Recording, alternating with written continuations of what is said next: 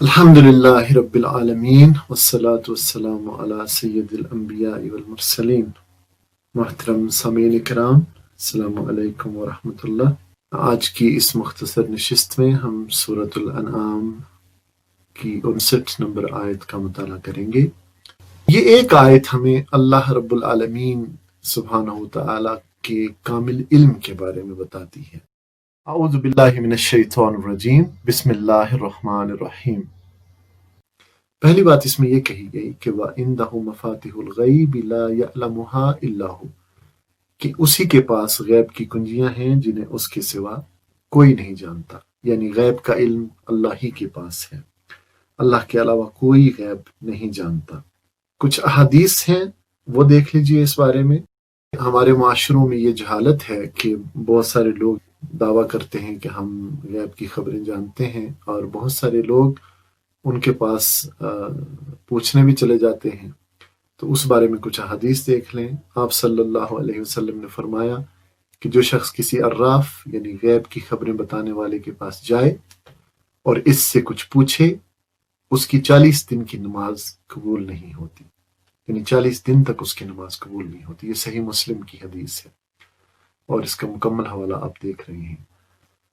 دوسری حدیث مبارکہ میں آپ صلی اللہ علیہ وسلم نے فرمایا کہ جو شخص کسی کاہن کے پاس جا کر اس سے کچھ پوچھے پھر اس کی تصدیق کرے تو اس نے اس چیز سے کفر کیا جو محمد صلی اللہ علیہ وسلم پر نازل ہوئی۔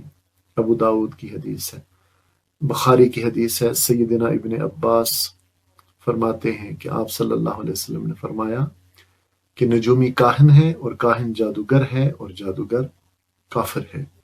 تو پہلی بات ہم نے اس میں یہ جانی کہ غیب کا علم بس اللہ ہی کے پاس ہے اور اللہ کے سوا لا يعلمها الا هو، اور غیب کو اللہ کے سوا کوئی نہیں جانتا۔ وَيَعْلَمُ مَا فِي الْبَرِّ وَالْبَحْرِ، یعنی خشکی اور تری میں جو کچھ بھی ہے سب سے اللہ واقف ہے۔ یہ اللہ تعالیٰ کے اجمالی علم کا تذکرہ ہے کہ خشکی اور سمندر کی ساری اشیاء سے اللہ تعالیٰ واقف ہے۔ اور اب تفصیلی علم کی بات آگے ہو رہی ہے۔ وَمَا تَسْقُطُ مِنْ وَرَقَةٍ إِلَّا يَعْلَمُهَا، کہ کسی درخت سے گرنے والا کوئی پتا ایسا نہیں جس کا اللہ کو علم نہ ہو۔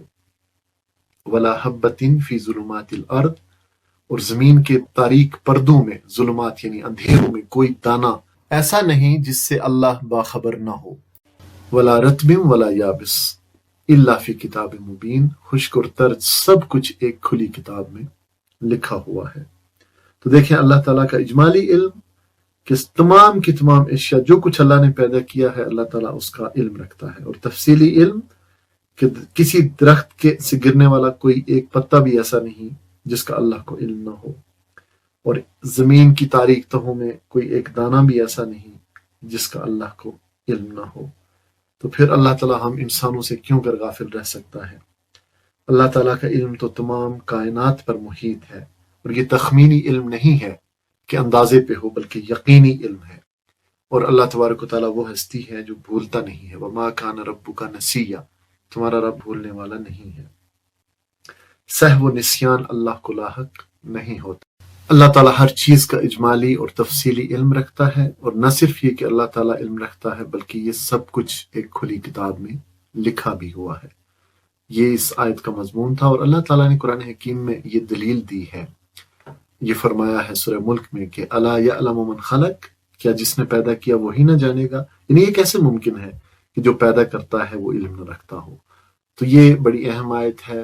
یہ دیکھیں، جس اللہ کو درختوں سے گرنے والے پتوں تک کا علم ہو وہ ہم سے کیوں کر بے خبر ہوگا؟ اللہ تعالیٰ ہر لمحہ ہمیں دیکھتا ہے، ہماری سنتا ہے، اور ہمارے تمام اعمال کی خبر رکھتا ہے، اور ہم سے زیادہ وہ ہم کو جانتا ہے، اور جو کچھ اس نے پیدا کیا ہے اس کا اللہ تعالیٰ علم رکھتا ہے اور پوری طرح رکھتا ہے۔ یہ اس آیت کا مضمون تھا۔ اس کا ترجمہ ایک بار پھر دیکھ لیں۔ اسی کے پاس غیب کی کنجیاں ہیں جنہیں اس کے سوا کوئی نہیں جانتا، بحر و بر میں جو کچھ ہے سب سے وہ واقف ہے۔ درخت سے گرنے والا کوئی پتا ایسا نہیں جس کا اسے علم نہ ہو، زمین کے تاریک پردوں میں کوئی دانہ ایسا نہیں جس سے وہ باخبر نہ ہو، خشک و تر سب کچھ ایک کھلی کتاب میں لکھا ہوا ہے۔ دعا کیجئے کہ وہ باخبر ہستی ہمیں اپنی یاد سے غافل نہ فرمائے۔ آمین ثم آمین۔